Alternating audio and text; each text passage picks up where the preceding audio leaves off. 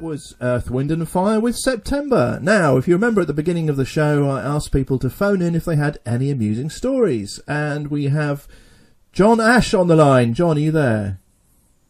I am indeed, Mark. How are you? I'm good, thank you. Now, you're John Ashe from Basingstoke, is that right? That is correct. I'm John Ashe with an E from Basingstoke. And I'm calling in today because I have yet another funny story to share with you. Oh, wonderful! Right, what's the story then, John?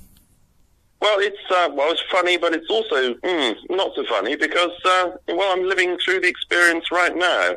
I've just been to Reading shopping this morning because I'm fed up with shopping always in Basingstoke. A bit boring to stay to the same place. So anyway, I went this morning to Reading, bought a few things, came back, and to my amazement. In fact, to my utter amazement, I find that in the lounge here I have a new carpet. But this may be slightly reminiscent of other stories that I shared with you.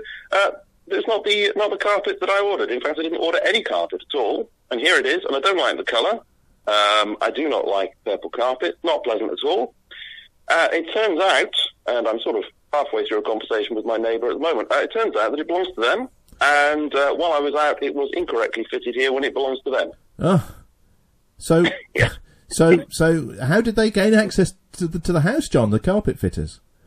I have no idea. When I came back, the door was locked. I'd locked it. Nobody's come into the house since, as far as I know. It's a complete just a minute, it's a complete mystery. We'll carry on this conversation. She's still talking to me. Yep. Yes. No, I'm on the phone at the moment. Yeah. All right, but we'll sort it out. All right, in a minute. Okay. Yeah. So that's the next door neighbour's wife, you see, because he's over in Tenerife at the moment with his mum and all that, because she needs a holiday and stuff. And anyway, the next door neighbour's wife, she's very concerned about it, and she thinks that maybe we could pull this up and take it across there, but I don't think it's going to fit, is it? Oh. I mean, why would it fit in a different room? Yeah. Are your houses, are they similar? Yes, I mean, it's semi-detached, and they're sort of mirror images of each other, so maybe... I'm thinking maybe we could just sort of turn it round, you know?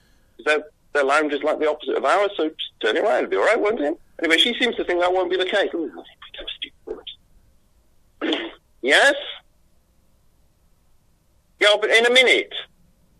Yeah, I know your suggestion, but I'm not sure it will work. I think my suggestion's better. What? Hello, John? John?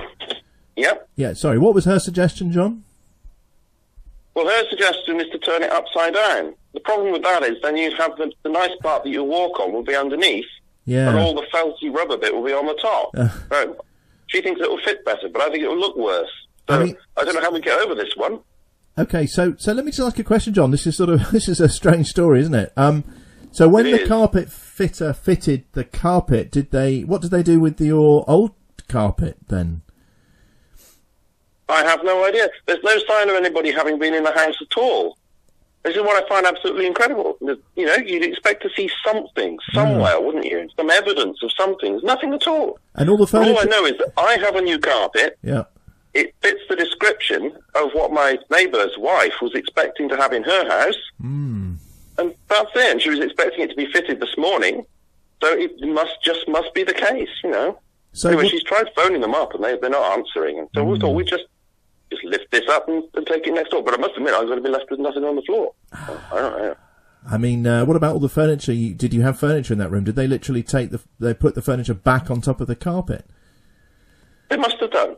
I think it's incredible. I mean, we've got probably twice as much furniture in here that, you know, that people would normally have. So it must have been a tremendous amount of effort to do that. But it's all, I don't see anything different. I mean, even down to the level of coffee tables with coasters on, absolutely exactly as I left it. How many coffee tables have you got, John? 8. 2 there, and 6 over there.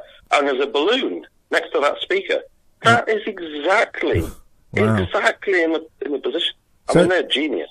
I mean, and definitely, you're right that there was a new carpet. It's not the same car. I mean, I know it's, you know, I'm not saying you got it wrong, but it's definitely a new carpet. Well, let me check. I'll just check at the. My wife tends to put things on the calendar here. So where are we? What's the date today? It's the 7th today. 7th. So if I look at the 7th, here, February 2022, on the 7th, Monday the 7th, new carpet.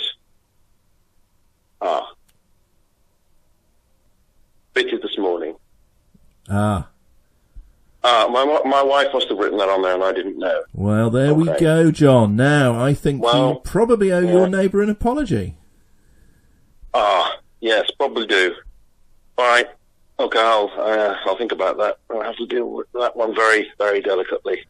Well, look, John, it's nice to hear from you. I'm glad it all got sorted out. Would you, have you got a request for us? Well, let me think. Yes, I think I do have a request, actually. I've always been very fond of Gary Newman. And I think I'd like to have Our Friends Electric from 1979. Although I have to say, Gary Newman's name is actually Gary Anthony James Webb. Not a lot of people know that. But I really like that song. I used to dance to that as a young man. So if you could play that, that'd be great. Yeah, okay. We'll get that sorted for you straight away. Do you have a shout-out? Could you shout out to Maud this week, please? Yep, will do. Okay. Right, John, it's lovely to speak to you. And good luck with the neighbour. I shall need it. Thanks very much. Cheers. Great show. Bye. Darren's Valley's radio station.